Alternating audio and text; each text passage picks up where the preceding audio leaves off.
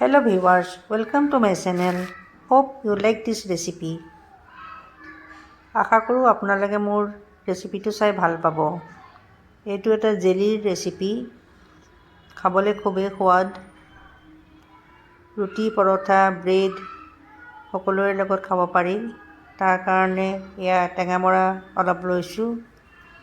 বৰ্তমান বজাৰত টেঙামৰা ওলাইছে। টেঙামৰাখিনি ধুই মেলি ল'লোঁ।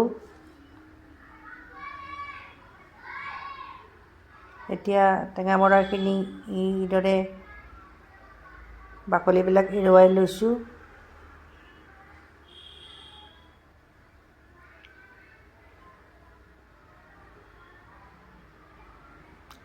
হাতেৰেও এৰুৱাব পাৰি। মই কটাৰীখন দি এৰুৱাইছোঁ।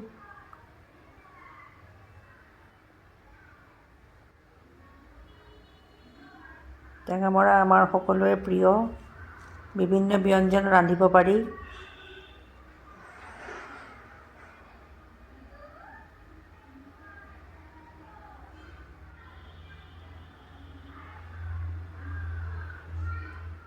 এইদৰে অলপ অলপকৈ মই গোটেইখিনি গুটি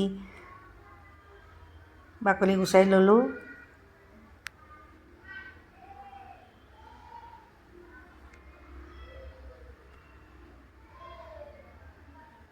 এইখিনি বাকলি গুচাই লোৱাৰ পাছত টেঙামৰাখিনি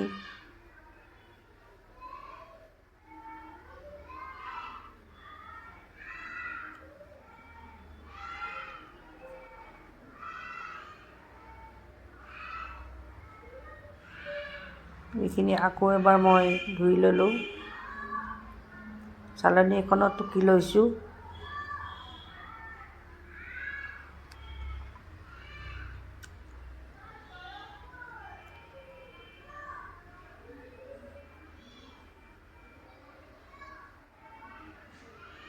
এতিয়া টেঙামৰাখিনি মই এটা মিক্সি জাৰত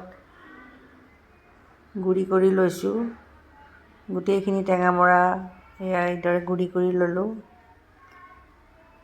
অকণমান পানীও দি গুড়ি কৰি লৈছোঁ।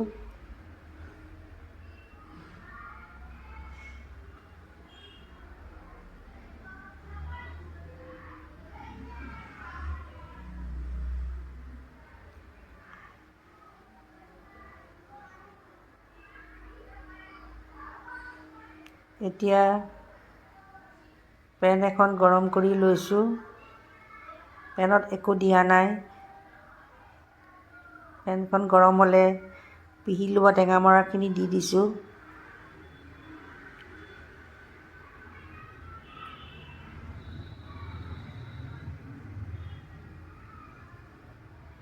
এয়া ইলাচি দিছোঁ, তেজপাতা, ডালচেনি,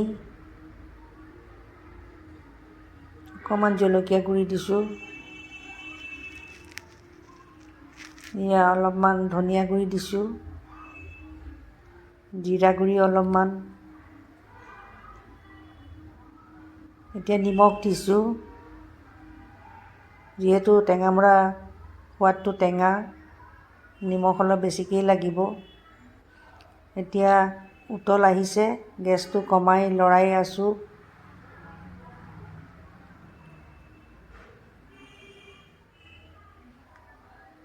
এতিয়া ইয়াত গুড় দিছোঁ, অলপমান চেনিও দিছোঁ।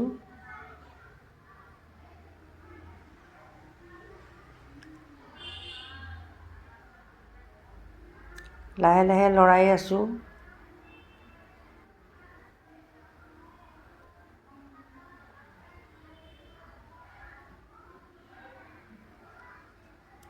ৰংটো সলনি হৈছে, পানীবিলাকো শুকাই গৈছে।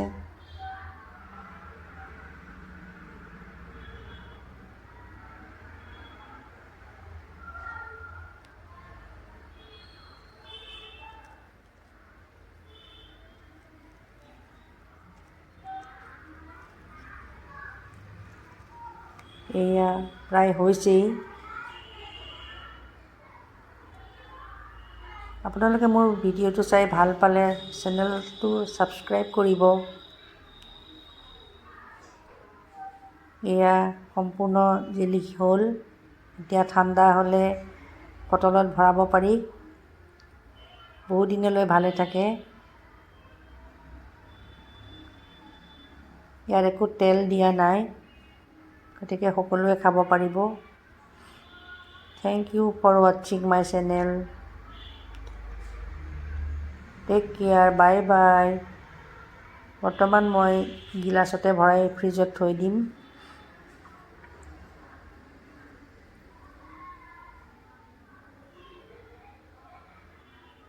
এয়া সম্পূৰ্ণ জেলি হৈ গ'ল।